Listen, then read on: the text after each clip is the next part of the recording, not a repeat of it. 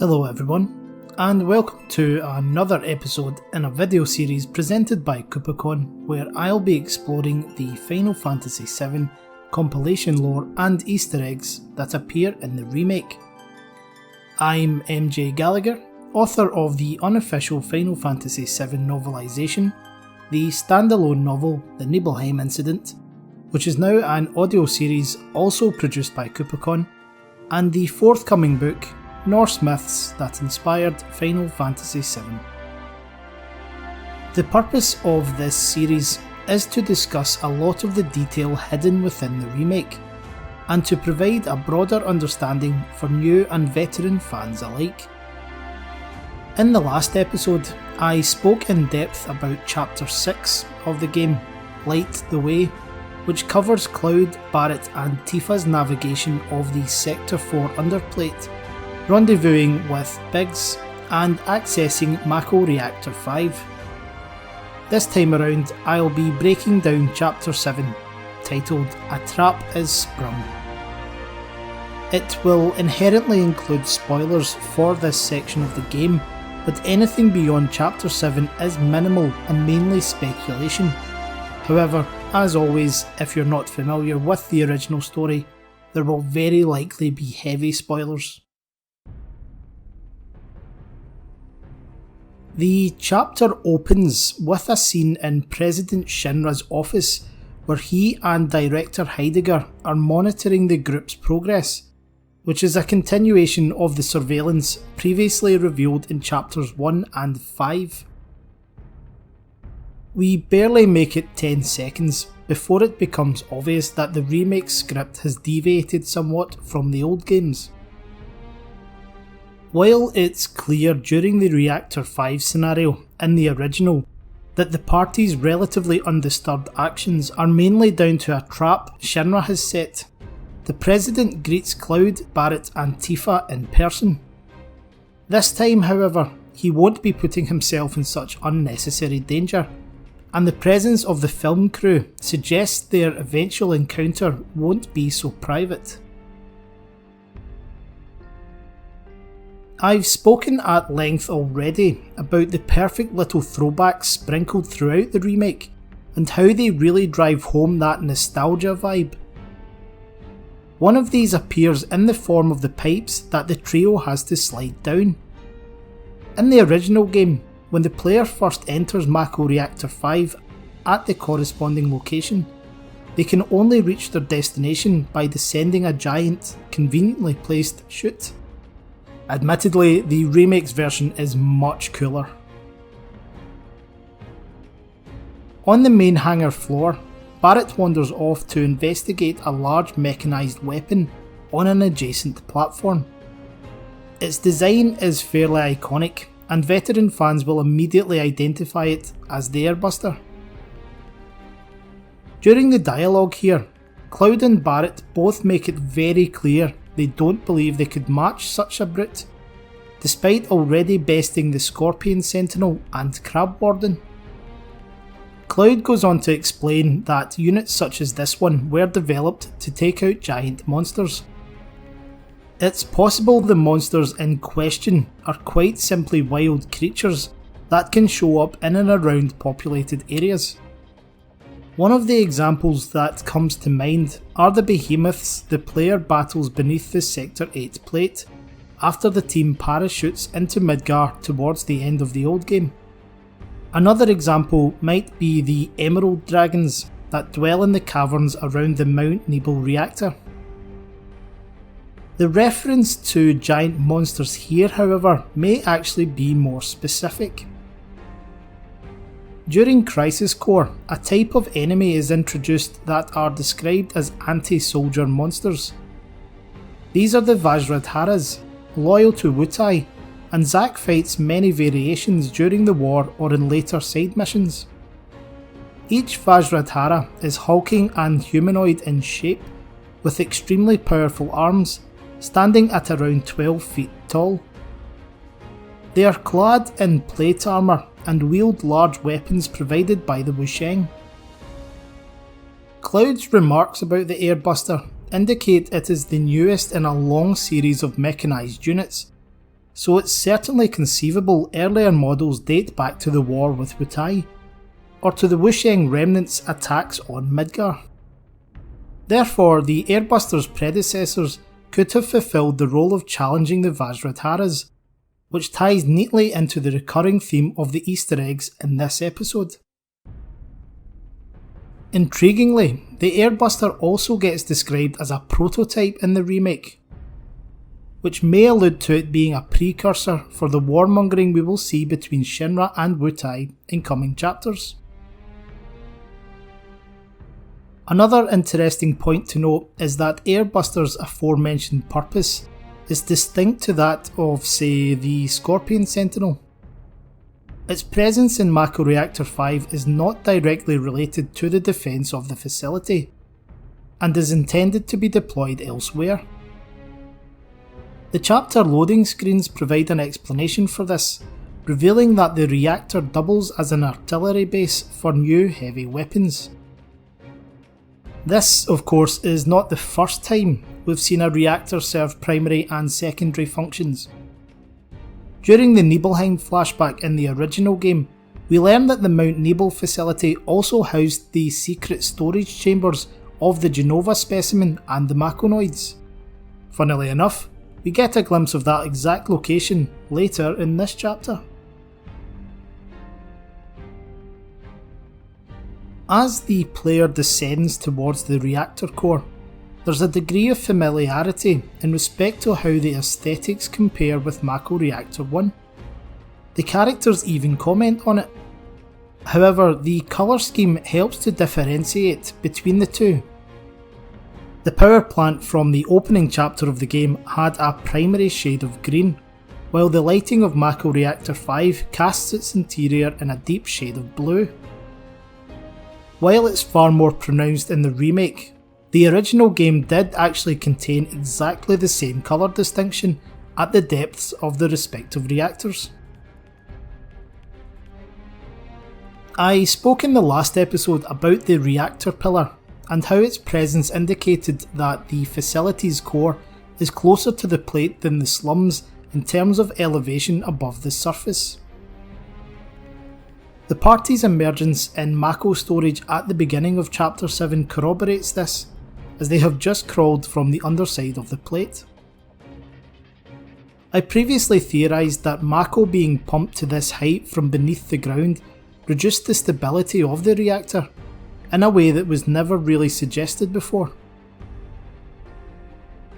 Towards the climax of the old game, prior to the team parachuting into Midgar, Kate Sith explains that if Shinra were to shut off the valves to the reactor, the Mako energy would just try to escape back down its extraction channels. This would in turn lead to an unstoppable chain reaction, culminating in an explosion. In the remake, given the elevation of the core, such a reaction would likely occur within the supporting pillar, and could seriously compromise the structural integrity of the plate. A miscalculated bomb would likely have a similar effect, which certainly explains why Avalanche HQ branded Barrett's faction too extremist.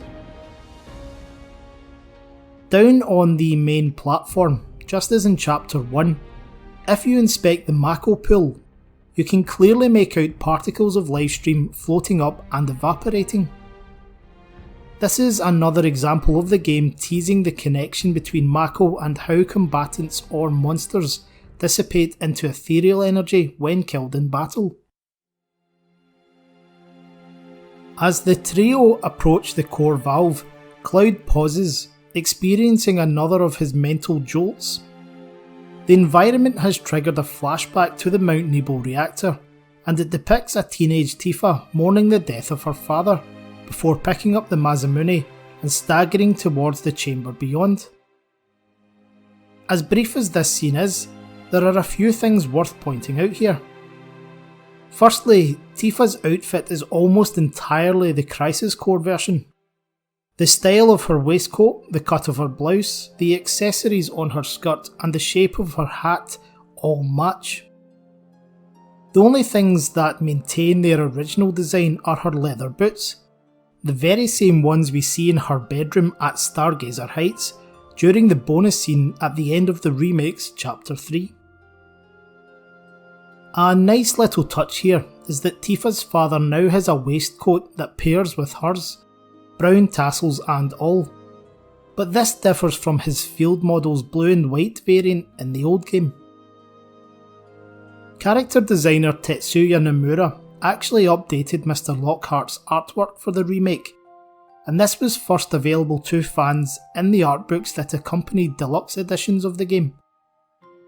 The Final Fantasy VII Remake Ultimania then took it one step further, not only providing a rendered 3D character model, but revealing his name to be Brian. Nomura himself confirmed that Brian Lockhart has been the development team's name for Tifa's dad for 25 years, and while it has never appeared in any released content until now, it can be considered canon. Furthermore, both the early illustrations and recent redesigns for Brian have him wearing a red bandana, not unlike those belonging to Biggs, Wedge and Jessie, to symbolise they are members of Avalanche. As I highlighted in my episode covering Chapter 4 of the remake, the militant cell that invades the Shinra distribution depot also have red bands tied around their arms. This may just be a coincidence, or it may be what spurred Tifa to join Avalanche specifically, following her father's murder and the destruction of Nibelheim. I particularly love the remake's version of the scene as it poignantly recreates the original. Believe it or not, despite the numerous retellings of the Nibelheim incident across the compilation, the old game is the only one to show this exact moment. It isn't referenced in Advent Children or Dirge of Cerberus, while the respective player characters in Crisis Core and Before Crisis simply find Tifa in the pod chamber after she's been injured by Sephiroth. In fact, the closest alternative can actually be found in the 2005 anime Last Order, but that scene takes place outside the reactor. When Cloud goes to plant the bomb on the core's valve, Barrett and Tifa enlighten him that they'll be using a remote detonator this time around, courtesy of Jessie, rather than the timer as before. This of course makes a lot of practical sense, especially if they expect the explosion to be as devastating as that of Mako Reactor 1, where the team barely escaped. I like this little interaction as it provides a bit of context for the original game, where Cloud simply sets the bomb and then retreats, with no explanation as to why the player doesn't need to initiate a timer. This is another example of the remake filling in the tiny plot holes. As we find out later in the chapter though, the remote detonation plan does have its drawbacks. Returning to the ladders at the end of the bridge, the party finds itself ambushed, immediately realising they are being monitored. A squadron of slug rays appears to beam a holographic display of Director Heidegger, who introduces himself as the head of public security and the architect of Shinra's ruthless propaganda machine, spoon-feeding Midgar's populace with the corporation's agenda. This isn't even the first time in the compilation that Heidegger has been associated with public misdirection. During Crisis Core, Zack receives an email via Shinra News where the director underplays the damage of the Genesis Army's attack on HQ, despite Zack witnessing it from the front lines. In this scene, Cloud, Barrett and Tifa are initially shown a Shinra News Network broadcast with the breaking story that Avalanche is in the process of bombing Mako Reactor 5. The accompanying footage, however, is obviously of Biggs and Jessie entering the compound at Mako Reactor 1, thus establishing with the player that the images can be deliberately misleading. I'll discuss this some more later in the episode, but when the image switches to the reporter in the Sector 5 slums, we get a proper glimpse of Shinra's true agenda. As the reporter speaks, a scuffle inexplicably erupts in front of the camera, with two men pushing each other. One of them has a Far Eastern ethnicity, typically associated in-game with the nation of Wutai. As the camera moves across the gathered crowd, we see a female and an elderly gentleman with similar ethnicities at the front, the latter of whom begins repeatedly shouting "No more bombings." So why is this important? Well, since Chapter 2, the remake has been planting the seeds of mounting tensions between Shinra and Wutai. If Shinra wished to manipulate the minds of the citizens into harbouring anti-Wutai sentiments, an easy way to do so would be to demonstrate conflict in plain sight and affiliate it with a particular racial profile. To have one man pushing another for no apparent reason, then an elderly figure behaving disruptively, all in the space of a few seconds, is unlikely to be a coincidence. What's even more interesting about this is that there's actually pre-existing compilation lore that would help escalate tensions in the slums on this exact subject. Through its soldier side missions, Crisis Core contains a number of story arcs that are separate to the main plot. One such arc is the resurgence of the Wusheng after Emperor Kisaragi's surrender to Shinra. Under the command of the infamous Crescent Unit, Wutai soldiers and spies infiltrate Midgar, some of which take up residence in the slums. There's even one specific mission where Zack has to hunt down scouts who are hiding out in Sector 5. The denizens of the slums must have known there was a substantial amount of pro-Wutai activity after the war, so it stands to reason that they could quickly be persuaded by Shinra propaganda to turn against regional immigrants. Like I said though, I'll return to this later in the episode. At the end of Heidegger's display, he unveils his plan to have Cloud, Barrett and Tifa executed on live television by the airbuster. This itself is a callback to the old game, where the director tries to do the same to the player characters in order to appease the public unrest over Meteor's summoning. Heidegger's revelation here changes the Reactor scenario a bit in comparison to the original, because now the party has plenty of forewarning and has learned that the armoured weapon is not yet operating at maximum capacity. In true Barrett Wallace fashion, he rises to the challenge and decides to confront Shinra's false news narrative by embarrassing the company. This of course requires taking down the airbuster in front of the viewing world. Cloud and Tifa don't put up much of a protest. Of course, both are all too familiar with Shinra's fake news and how the fate of their hometown was concealed from the public. As the party arrives at level B8 of the assembly plant, we see security officers in the process of dispatching the airbuster's components to the command centre, following the radio instructions of a pretty frantic engineer. Inspecting the giant monitor in the room, the three discover that some of these components are still in transit. There's an opportunity for them to take advantage of the situation, redirecting the parts or explosives away from their impending foe. The player is thereafter given the choice of which components, if any, they wish to redirect, thus influencing the airbuster's capabilities in battle.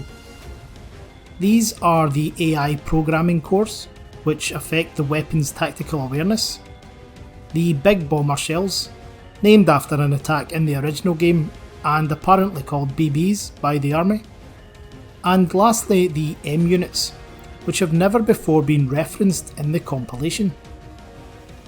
Accessing a nearby terminal, Cloud remarks that he is already familiar with M units, explaining that they're enhancements powered by liquefied materia. When you think about it though, this is quite an unusual substance. Solid materia of course is crystallised Mako, only much denser. According to Crisis Core, the solid state of Lifestream itself is actually Mako stones. These contain magical properties and are used by Shinra in the production of artificial materia during the fusion process. As demonstrated by the researchers at Shinra HQ when Zack pays them a visit, materia fusion requires a huge amount of energy, which then begs the question of how exactly liquid materia is formed, and, just as curiously, how does it maintain its state? Unfortunately, the computer consoles in the assembly plant offer little in the way of answers. During the group's ascent through the reactor, they enjoy a little bit of banter, and Barrett revels in the potential of hijacking Heidegger's broadcast while Midgar watches. In one scene, he prompts Cloud to show a bit of excitement, to which the ex-soldier replies that he doesn't dance. I have a feeling that he'll regret those words come the Wall Market chapter. They make it back to the weapons hangar at the summit of Mako storage, only to discover the lead engineer is still in the middle of prepping the airbuster. Cloud, Tifa and Barrett are subsequently accosted by the security personnel to buy the engineer some time, while Heidegger demands the mech is deployed immediately, irrespective of its operational status. Defeating the guards, the trio are too late to prevent the airbuster being lifted towards the surface, and are left to watch their hulking opponent vanish topside.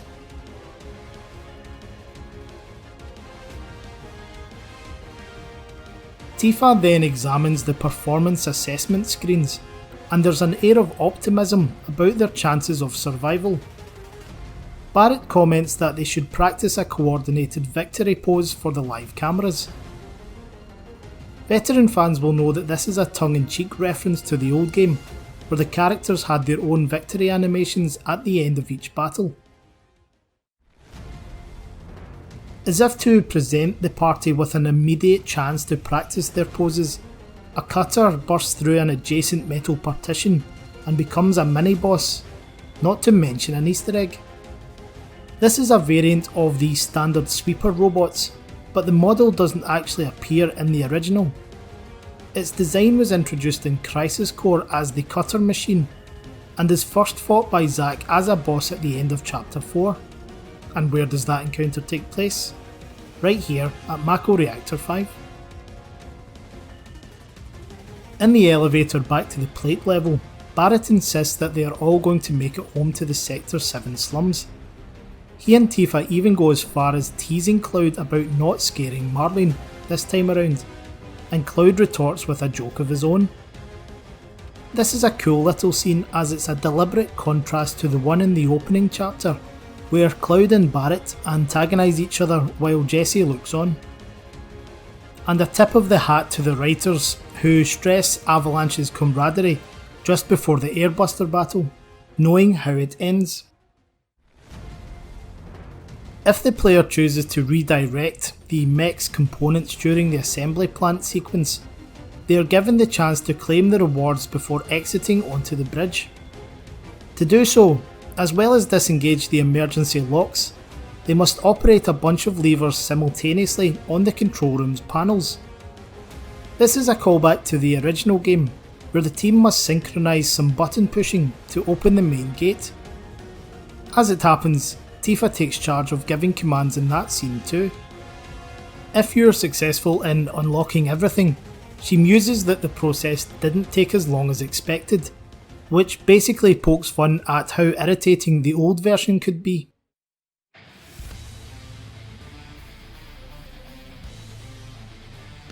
As in the original Final Fantasy VII, the party's retreat from the reactor is halted by the appearance of President Shinra, but, like I spoke about at the start of the episode, he is not here to greet them in person. Instead, he converses with them via a hologram, a far safer option. His first observation is that Cloud has the eyes of one who has been bathed in Mako. This is a common trait of soldiers who have undergone special processes to test their physical endurance and thus suitability for the elite force. As we've known since the old game, however, Cloud's eyes were infused with Mako by Professor Hojo in a separate experiment. Nevertheless, they are authentic enough to fool the president. Shinra then goes on to remark that the most common death in soldiers is accelerated cellular degradation. This is a reference to Crisis Core, where the motive of Genesis Rhapsodus, a rogue soldier and the game's primary antagonist, was to cure his body's deterioration. This is a bit of a deviation in terms of lore though, because a report that Zack and Sephiroth find in Hollander's secret laboratory, also located in Mako Reactor 5, states that the degradation phenomenon is unique to Type G soldiers.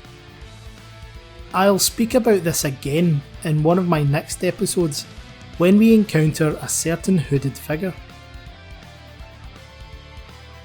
During the exchange, Barrett grabs a slug ray and speaks directly to what he hopes is the viewing public, warning them that Mako is quite literally the lifeblood of the planet. The president scoffs at this and suggests that people already know the truth, but will choose to ignore the devastating cost of its consumption because it is convenient. This intentionally echoes our own world's reliance on fossil fuels, despite widespread publicity of environmental damage. The writer's anti-capitalism message was loud and clear in 1997, but it's a blaring alarm nowadays. President Shinra eventually brings the discussion around to Wutai, declaring Avalanche to be allies of the enemy nation. While Barrett contests the mere suggestion of this, Heidegger reveals that the company's plan has been to use their bombings as a way to stoke the flames of patriotism and war among Midgar's citizens. The original Wutai War was instigated when Shinra's attempts to extract Mako on that continent were met with resistance. According to Crisis Core, after the conflict ended, many of the Wusheng remnants infiltrated Midgar. Some reported to the Crescent Unit, others joined anti-Shinra factions such as Avalanche. The threat was so substantial at the time that Soldier was called in. However, besides this, and the militant wing of Avalanche establishing their base in Wutai's capital for a while during Before Crisis, there's very little corroboration between the two. As we'll see in coming chapters though, it's enough to sway public opinion. And finally, there's no way I could end this episode without acknowledging how incredible the airbuster battle is. The Remake's creators have absolutely nailed this, turning what was a fairly innocuous encounter in the old game into a work of art. My heart was pounding in my chest the first time I heard the soundtrack kick in, with the new version of Those Who Fight Further, taking the whole experience to another level. Some veteran fans may not realise this, but the airbuster fight is the first time this boss music is played in the original Final Fantasy VII as well, because the Guard Scorpion clash at Mako Reactor 1 uses the generic Those Who Fight battle theme. Well folks, this has been my recap of the compilation lore and Easter eggs from Chapter 7 of the Remake. I hope you've enjoyed it, and please be sure to leave a comment with any feedback or something you think I've missed. If you haven't already done so, I invite you to check out my Patreon account, where you'll find free downloads of my unofficial novelisation of Final Fantasy VII, the Nibelheim incident, and much more. Subscribers also get access to a huge amount of original content as well, including project artwork, behind the scenes podcasts, mythology articles, etc. And be sure to look out for my new book, Norse Myths That Inspired Final Fantasy VII, which launches in mid-2020. But until next time, take care. I'm MJ Gallagher in association with KupoCon, and I'll speak to you again soon.